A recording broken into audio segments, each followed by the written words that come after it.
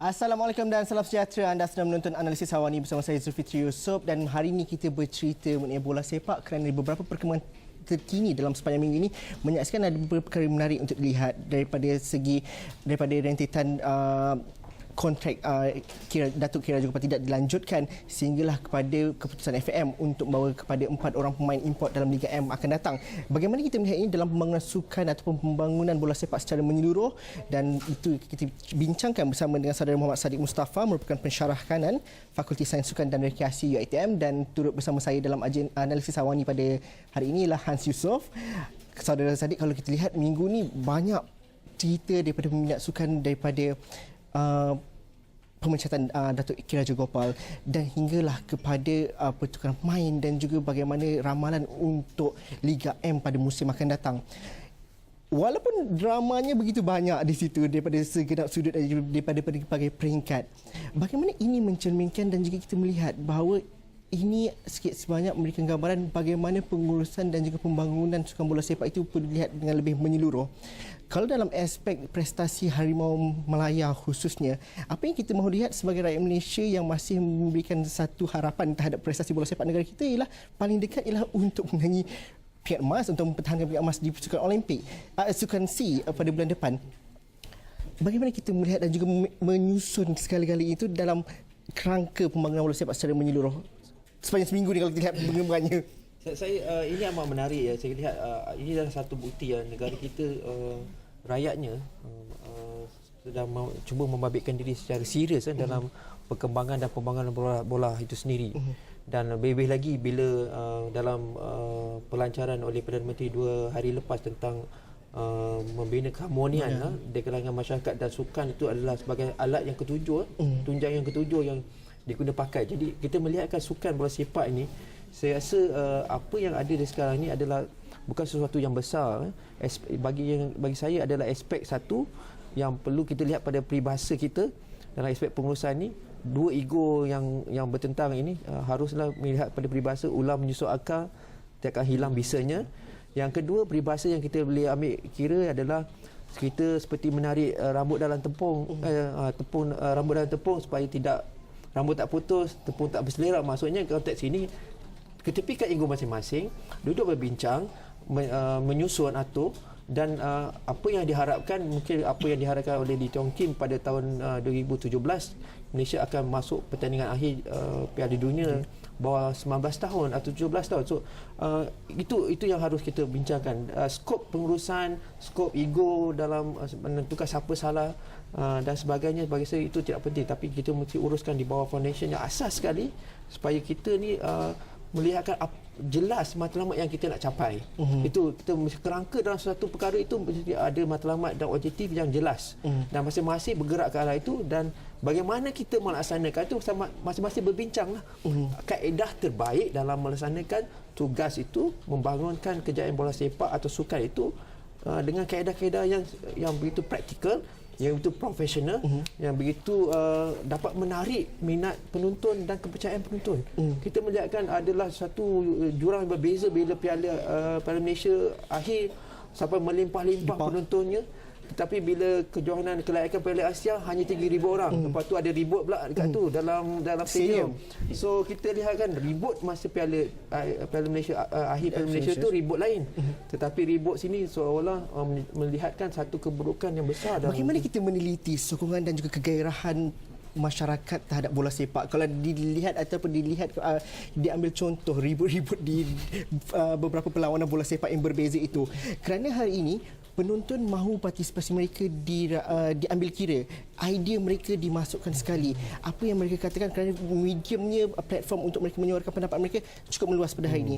Bagaimana kesediaan untuk melihat bahawa stakeholder yang perlu diambil kira adalah penyokong itu sendiri? Seperti mana ada yang mengatakan bahawa kalau pemain ke-12 dalam satu poster adalah penyokong itu, dan hari ini masyarakat sudah bergerak ke arah itu. Bagaimana kita melakukan analisa itu sikit sebanyak? Okey, daripada kajian saya, apa yang saya lihat rata-ratanya dalam bola sepak Malaysia sekarang, hampir 70% yang hadir ke stadium adalah bawah 35 tahun. Mereka ini very demanding. Mereka ini lahir dalam konteks dalam dunia yang serba mewah dan serba ada, yang cukup komplit, dan mereka menghendakkan hak mereka itu didengar, diberikan perhatian. perlawanan. Disusun, diatur, diberikan pengurusan yang baik. Jadi dalam konteks ini, apa yang perlu dibuat adalah kita tengok falsafah penyagaan itu. Pelanggan itu sentiasa betul. Jadi dalam menyatakan pelanggan itu sentiasa betul, correction might be minute, correction perlu dibuat, kesilapan, kelemahan harus diperbetulkan. Jadi dan diberikan inovasi baru, cara kaedah kreativiti baru dalam mengurus takbir aspek-aspek sukan ini, terutamanya melibatkan pelanggan yang begitu besar. Kalau kita cakap dalam konteks bola sepak, penonton begitu besar dan tidak ada mass sport yang sebesar itu kalau kita lihat dalam sukan-sukan lain di Malaysia. Jadi konteks bola sepak ini kalau dilihatkan dari segi ekonominya, saya nak ambil satu contoh yang dibuat oleh Presiden UEFA di Europe menyatakan hasil daripada pelibatan media elektronik dalam sukan bola sepak Champions League menjana 1 bilion euro setahun. You just imagine that they going to create new competition. Dia kata dia akan main bola sepak lagi, lebih besar lagi, lebih ramai lagi. Maksudnya dia akan menjanakan pendapatan yang begitu baik kalau kita menguruskan bola sepak itu berasaskan keperluan penonton ataupun dengan teknologi baru, kaedah-kaedah baru. Maksudnya ia akan menguntungkan bukan setakat FAM itu sendiri, akan menguntungkan penonton di Malaysia dan akan menguntungkan pemain-pemain. Maksudnya kita akan mendapat tumpuan daripada pihak luar dan menceritakan pasal pemain yang keempat itu, saya rasa tidak akan menjadi masalah kalau semua pihak yang berada dalam sistem Liga Super itu melihat dan faham dan macam mana nak menggunakan pakai how to exploit. Cuma jadi setakat ini Cik Saddiq, nampaknya pihak yang berkepentingan dalam bola sepak ini hanya memberi kepuasan itu dalam peringkat akhir sesuatu kejohanan, misalnya Piala Malaysia peringkat akhir baru stadium penuh, tapi hanya certain negeri ajalah kalau dalam mana-mana perlawanan yang penuh stadiumnya. Jadi bagaimana Cik Saddiq melihat tahap kepuasan itu sendiri tidak 100% sampai kepada penonton? Okey, kita nak jawab itu selepas ini. Kita nak berhenti rehat sedikit dahulu. Hans dah jawab soalan, kita betul lagi dalam analisis awal ni selepas ini.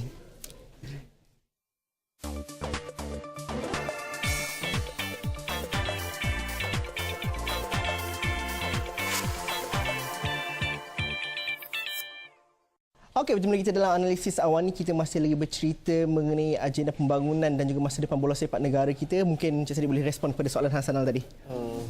Bagi saya, apa yang perlu kita lihat di sini adalah kita perlu mempunyai satu framework yang kukuh, yang kita harus perbaiki semula. Pihak KBS sebagai penyumbang utama mungkin dalam pasukan bola sepak yang akan bertanding di Sukan SEA di Burma 2013 nanti pada 11 hingga 22 bulan. Mungkin mereka berkata-kata, tapi orang kata jangan mengungkit apa yang diberi dan tibuk siku. So konteks ini dua pihak mesti duduk bersama dan melihatkan apakah plan dan kerangka pembangunan yang lebih jitu, yang lebih konkret, yang dapat dibawa ke depan. Dan pada masa yang sama, saya melihatkan begini, saya amat khawatir bila orang cuba memperbodohkan undang-undang. Dalam konteks sukan bola sepak ni, jangan cuba undang-undang tu perlu diikuti. Terutamanya pemain yang suka nak berpindah-pindah dengan sesuka hati, tidak mengikut peraturan dan akan digantung. Kesannya begitu besar pada imej pemain tu dan imej sukan bola sepak negara dan sukan bola sepak negara kita. Dan begitu juga dalam aspek pengatungan pegawai-pegawai. Kita mesti pastikan bahawa rules dan awareness comes together. Perlu ada penguatkuasa undang-undang, perlu seiring dengan kesedaran, pembangunan kesedaran tentang perkara-perkara ini. Dan saya perlu melihatkan di sini bila ada isu-isu pemindahan pemain-pemain bola sepak negara kita yang tidak mengikut peraturan, saya rasa kita dah bincang tadi, saya kata kita perlu ada FAM. Perlu menyediakan satu platform, ada bengkel atau convention tentang ejen-ejen pemain bola sepak untuk menyediakan mereka ini dalam sukan bola sepak konteks penyagaan nanti 2015 nak dipenjagakan Liga Super itu sendiri dan mereka ini didaftarkan dengan FAM supaya tidak ada sewena-wenanya orang mengaku bahawa mereka itu ejen pemain dan mereka mestilah mengikuti kursus-kursus tertentu.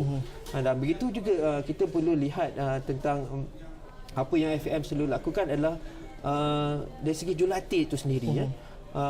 Banyakkan menghantar jurulatih-jurulatih yang ada di Malaysia bukan yang sedia ada, yang backup Pelapis kepada jurulatih pun pelapis juga. Ada pelapis juga, backup ini dihantar berkursus di luar negara, buat attachment. MOU tu boleh dibuat di mana-mana. Ceritanya kita perlu cari sumber itu dengan daripada sponsor, dengan good paperwork. Jadi dan dihantar ke jurulatih ini berkursus dan mempelajari kemahiran-kemahiran daripada jurulatih luar. Dalam konteks hari ini, bagaimana kita melihat sinergi itu secara menyeluruh? Persatuan-persatuan negeri dan sebagainya mungkin boleh diniagakan ataupun mungkin boleh ada satu pasukan atau kerangka pengurusan yang efisien mengikut cara dan juga aturan masing-masing. Akan tapi bagaimana kita nak memastikan bahawa efisiensi itu sampai ke peringkat pembangunan kebangsaan.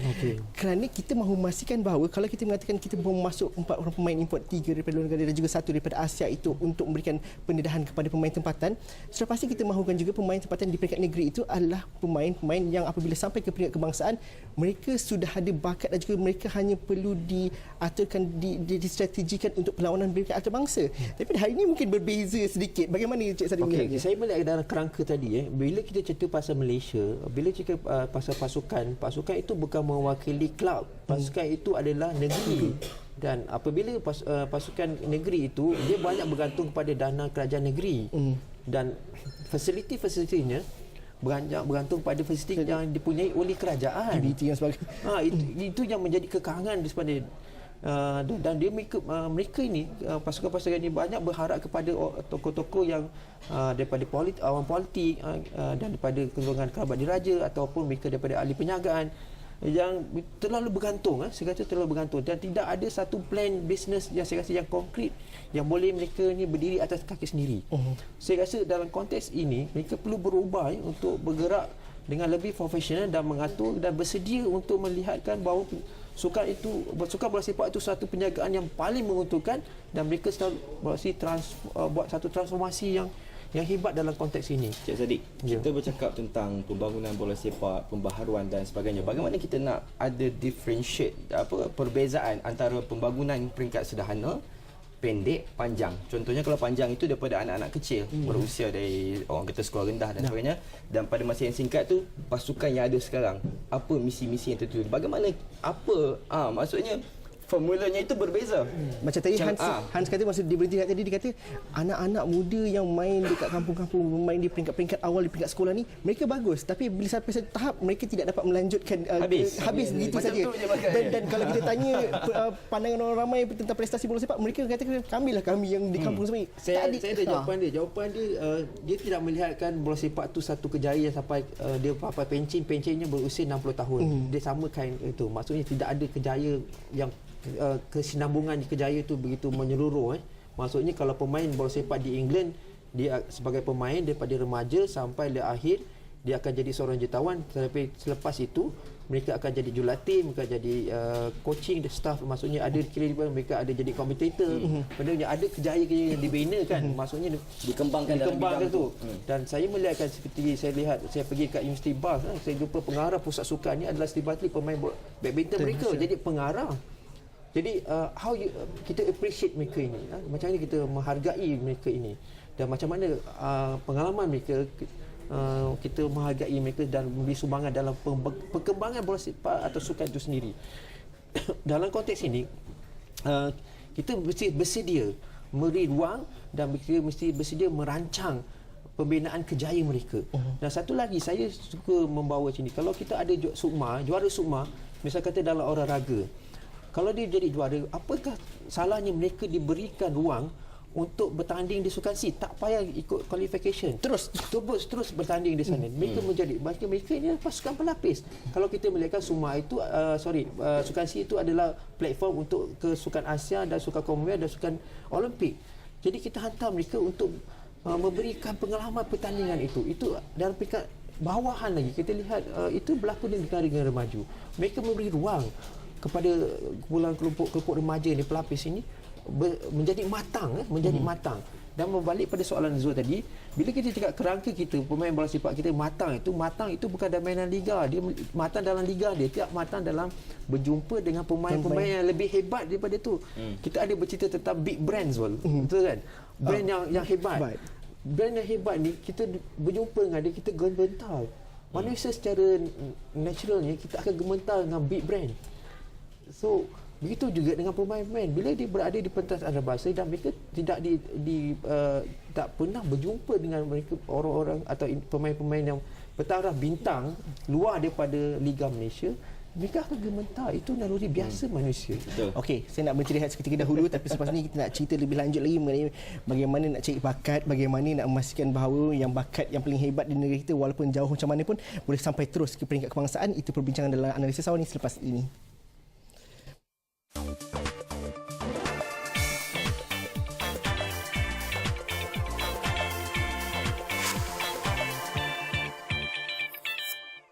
Okey, bertemu lagi kita dalam Analisis Awal ni. Cik Sadiq, tadi masa berhenti rehat, Asal ada tanya, bagaimana kita melakukan, kalau kita bercerita mengenai graf pembangunan ataupun graf prestasi sukan bola sepak di negara kita, bagaimana kita melihat dan kita melakukan analisa kalau jatuhnya itu di manakah sebab dan peringkatnya, dan kita tidak mengulangi kesilapan yang sama kerana kita tidak mahu kegairahan yang pernah wujud habis kerana terhenti kat situ sahaja dan akhirnya terus berujung tak tahu apa punca dan kita terpaksa mengulangi satu fasa yang begitu susah untuk naik dan juga memberikan harapan balik kepada penonton dan sebagainya. Okey, sebenarnya kita bukan mundur ya ke belakang. Sebenarnya kita ada kemajuan ke depan, tapi kemajuan kita tidak sehebat kemajuan pasukan-pasukan yang lain.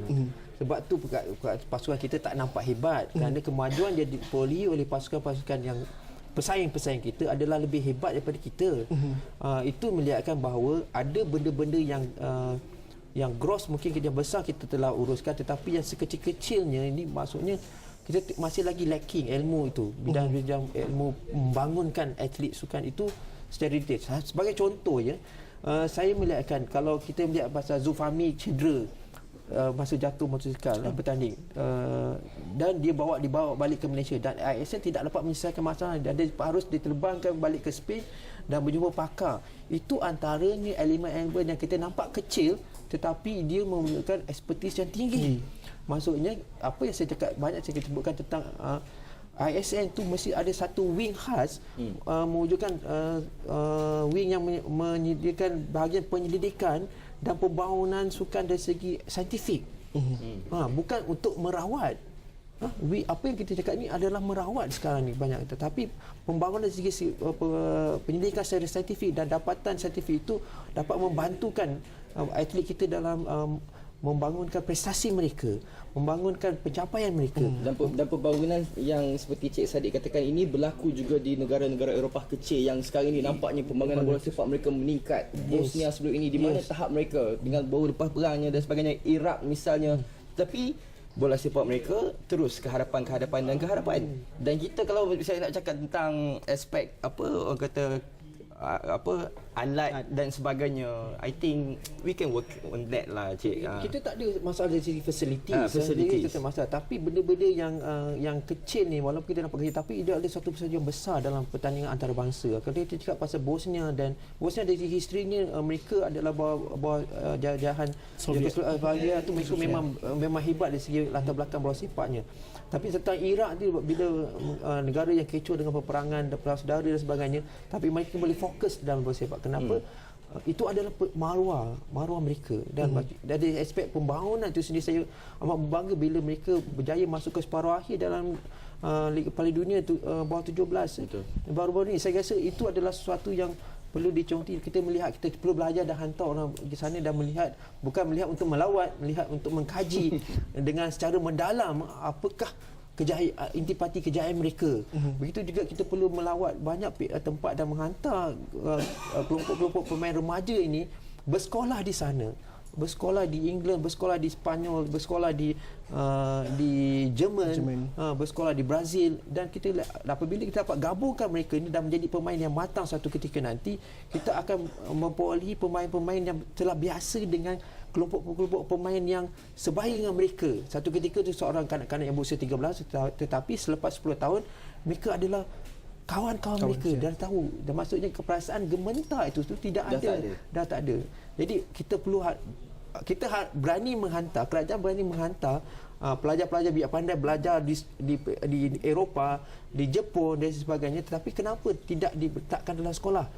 dalam sekolah bola sepak, dalam sekolah atlet sukan-sukan olahraga, dalam sekolah sukan-sukan yang lain. Sebab itulah saya sangat menyokong prinsip yang didukung oleh Datuk Nika, kerana dia kata environment psikoterapi sini tidak membantu beliau ke arah mengekalkan prestasi beliau.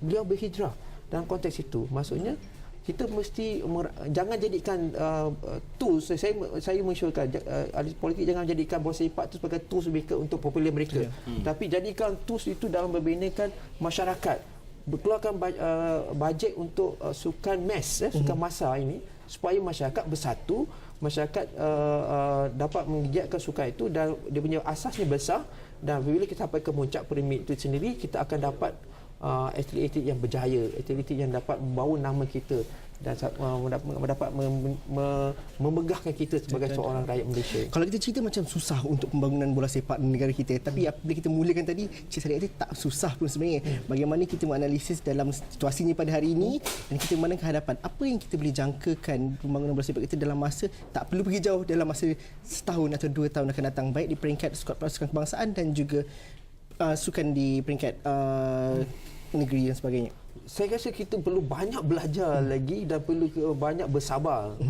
Kita tak boleh gairah dalam mencipta sesuatu kejayaan yang di peringkat dunia. Kita bukan nak bertanding peringkat planet lain, peringkat dunia. Jadi dalam konteks ini kita perlu banyak belajar, kerana kejayaan itu tidak datang dengan secepat yang kita fikirkan, kerana kematangan itu bukan datangnya daripada belajar 1 hari 2 hari atau setahun 2 tahun. Masuk ke kematangan dari aspek 3 domain tadi, dari segi intelektualnya, dari segi efektif domainnya, dari segi psikomotor domainnya, perlulah dipenuhi dalam satu fasa, saya rasa 10 hingga 13 tahun. Itu proses kematangannya. Maksudnya kita dapat menerapkan daripada base itu begitu besar, kelompok manusia Malaysia ni yang begitu matang dari semua aspek.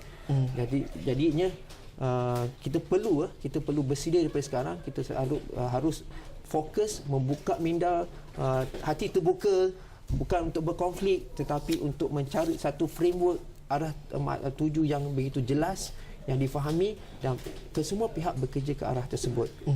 Itu yang boleh dilakukan sekarang, dan terima kasih Cik Sadiq bersama kami dalam analisis awal ni. Terima kasih juga kepada Hans. Jika ada sebarang pandangan dan juga cadangan, kalau cerita pasal bola ni banyak yang memberikan pandangan, boleh tuliskan bersama kami di Facebook atau Twitter Astro Awani, ataupun boleh bersama kami di astroawani.com. Sekian sahaja analisis awal ni untuk minggu ni. Assalamualaikum dan salam sejahtera. Thank you.